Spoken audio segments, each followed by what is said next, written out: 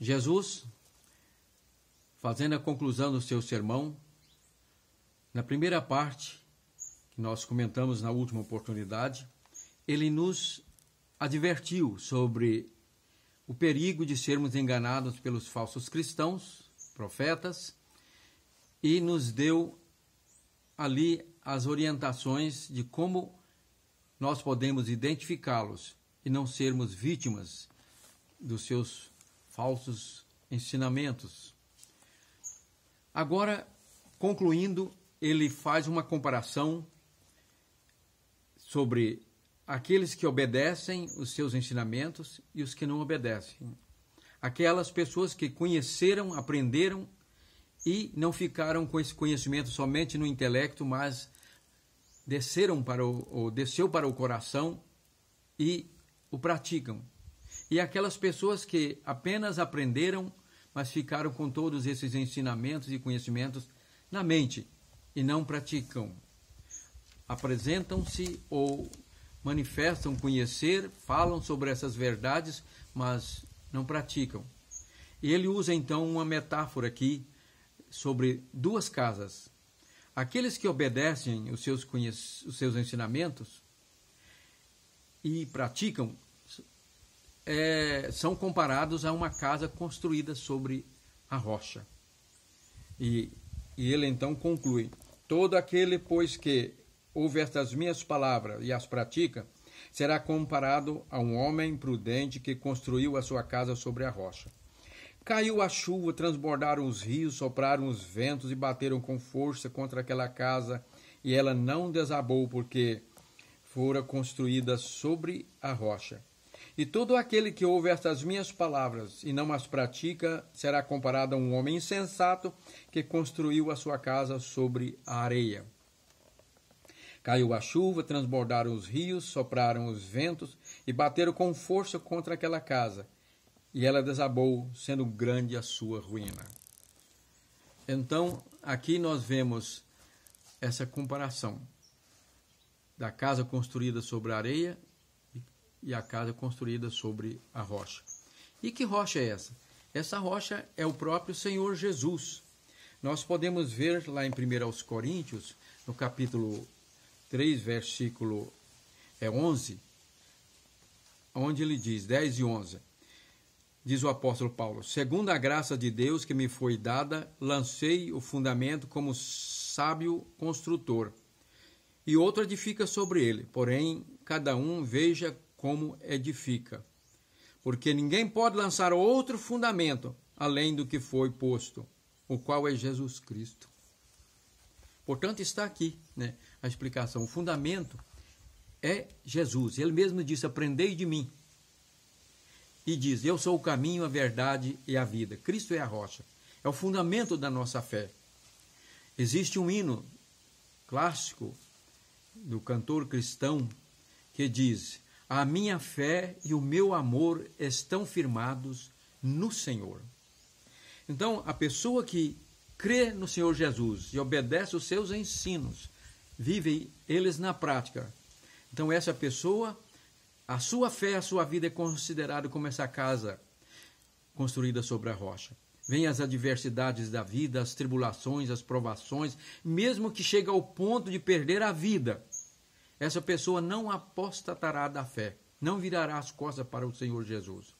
Mas aquela pessoa que ouve, aprende, mas não obedece, é comparada a essa casa construída sobre a areia. Então a sua vida, a sua fé não tem resistência, fundamento, sustentação na hora das adversidades da vida, da oposição e da perseguição. Quando vierem então essas tempestades, a enchente e as batidas fortes, né, dessa situação, essa pessoa desiste da fé, apostata-se da fé, e o fim será trágico. Jesus faz aqui uma comparação trágica. Será grande a sua ruína. E que ruína será essa? Aqui está falando do inferno, essa prisão do universo, onde Deus finalmente julgará os atos de todas as pessoas más, perversas, que não se arrependeram dos seus pecados e creram em Cristo para serem salvas, ali serão então julgadas no dia do juízo e serão isoladas nessa penitenciária do universo.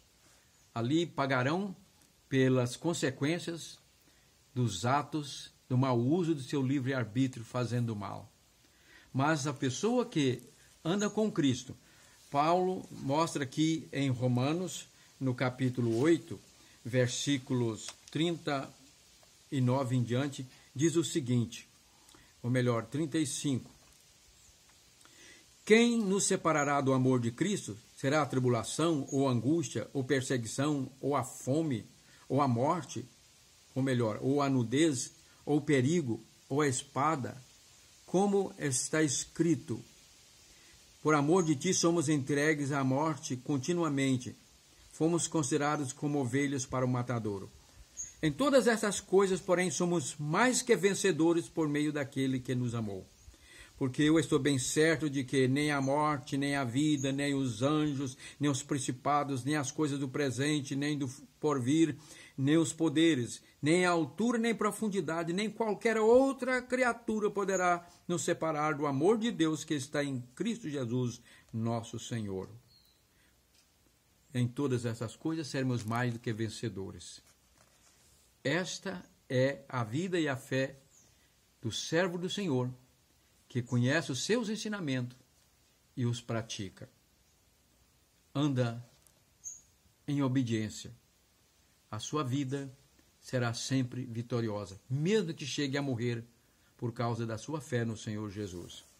E agora Jesus faz uma conclusão interessante aí sobre, no final, ou melhor, o evangelista Mateus faz uma narrativa interessante sobre o resultado deste sermão, diante daquela multidão que ali Jesus estava sentado, como nós falamos no princípio, e a multidão se reuniu, primeiro os discípulos próximos de si, e aí a multidão, ele falou evangelizando e ao mesmo tempo ensinando. E diz aqui, quando Jesus acabou de proferir essas palavras, as multidões estavam maravilhadas com a sua doutrina, porque eles a ensinava como quem tem autoridade e não como os escribas e fariseus. Os doutores da lei, os escribas e fariseus, ensinavam como é de praxe hoje, né? Aí no meio acadêmico, nas universidades, eu como professor que fui no ensino superior, tanto em matérias de natureza secular como teologia, a gente nota assim uma certa necessidade de dar uma referência a uma autoridade, a um doutor fulano, beltrano e ciclano. É como diz, né, os fariseus e os escribas diziam, assim diz Moisés, como diz o mestre, o rabi fulano de tal, ciclano, né? Moisés dizia assim, o rabino tal falava assado, etc. Mas Jesus disse, eu, porém, vos digo. Diz Moisés, na lei está escrito assim, eu, porém, digo. Né? Ele aqui falava com a própria autoridade dele. E a multidão ficou então encantada. Porque ele é a verdade. Eu sou o caminho, a verdade e a vida. Como nós podemos aplicar isso? Essa mesma autoridade, ela está na palavra de Deus. E nós devemos sempre que ensinar, é como dizia sempre o Dr. Billy Graham, a Bíblia diz, ele sempre ia pregar e diz, a Bíblia diz, ou como Jesus também se referia às Escrituras, está escrito, nós temos que usar, a autoridade não é do doutor Ciclano, Beltrano, isso é importante ter o currículo, mas é a autoridade da palavra, na graça e unção do Espírito Santo, como Jesus falou, na sua própria autoridade, porque ele é a verdade, ele é Deus.